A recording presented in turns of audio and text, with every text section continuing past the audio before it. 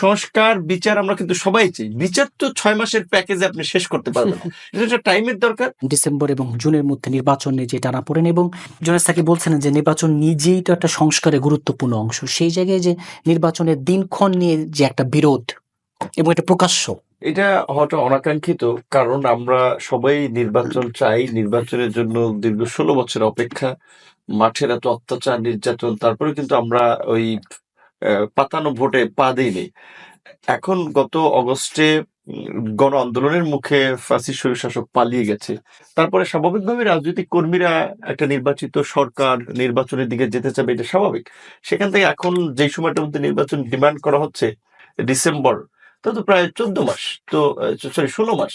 So একটা interim government যদি 16 মাসেও ইলেকশনের একটা রোড ম্যাপ না দিতে পারে, তাহলে কিন্তু তাদের এই ক্ষমতায় থাকার মতলব নিয়ে বা নির্বাচন পেছানোর মতলব নিয়ে প্রশ্ন তোলাটা অস্বাভাবিক কিছু না। এবং এটা খুব সারপ্রাইজিং। আজকে নিকি এশিয়া ফোরামে যেই বাংলাদেশের মিডিয়াগুলোতে, আমি ইংলিশ বক্তব্য শুনি নাই, যেটা রেফারেন্স করে নিউজ করা হয়েছে যে একটা পার্টি বোধহয় ডিসেম্বর একটি দলই শুধু আমার ডিসেম্বর জানা মতে নির্বাচন একটা চলছে। দল, আমার জানা মতে অন্তত পক্ষে প্রায় 100 ছোট বড় পার্টি হোক, সেটা 5 জনের একটা পার্টি, বাট পলিটিক্যাল পার্টি, সেটা আন্দোলন সময় কিন্তু 100 পার্টি প্রায় আপনার এই ইলেকশন, এই লাইনে ডিসেম্বর জানুয়ারিতে ইলেকশন চায়।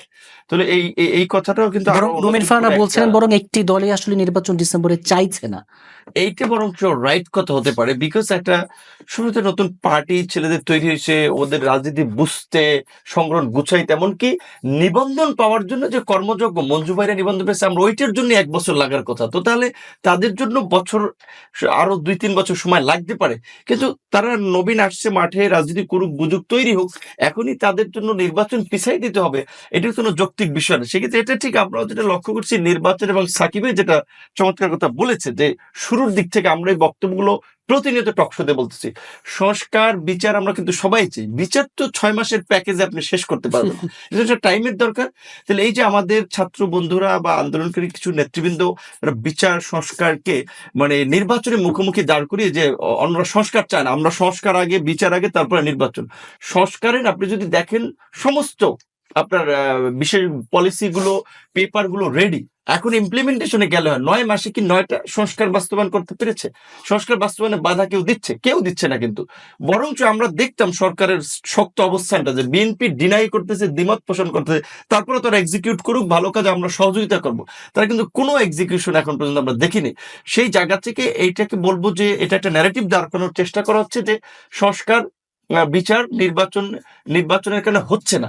সেকেন্ড একটা ন্যারেটিভ দেখেন আপনি, শেখ হাসিনা আমলে আমরা যেটা দেখেছিলাম যে শেখের বেটির বিকল্পকে, হাসিনার বিকল্পকে, হাসিনা যেভাবে এক হাতে চীন, এক হাতে ভারত, মাঝখান দিয়ে আমেরিকা ব্যালেন্স করতেছে, এটা কেউ পারবে না।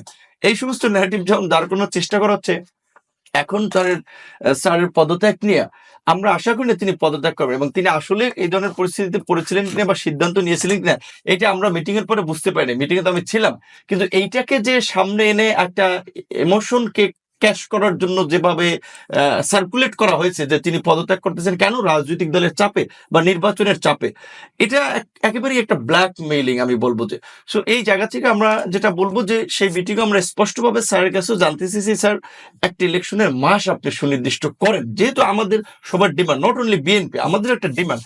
তো তারপরে কিন্তু এই এতগুলো দলের সাথে, আপনার 21টা দলের সাথে মিটিং এর পরে প্রেস সেক্রেটারি যে প্রেস ব্রিফিং করলো, ওইখানে নির্বাচনের মাস নিয়ে ওগুলোর দাম দিয়ে দিনক্ষণ নিয়ে কোনো ঘোষণা নেই।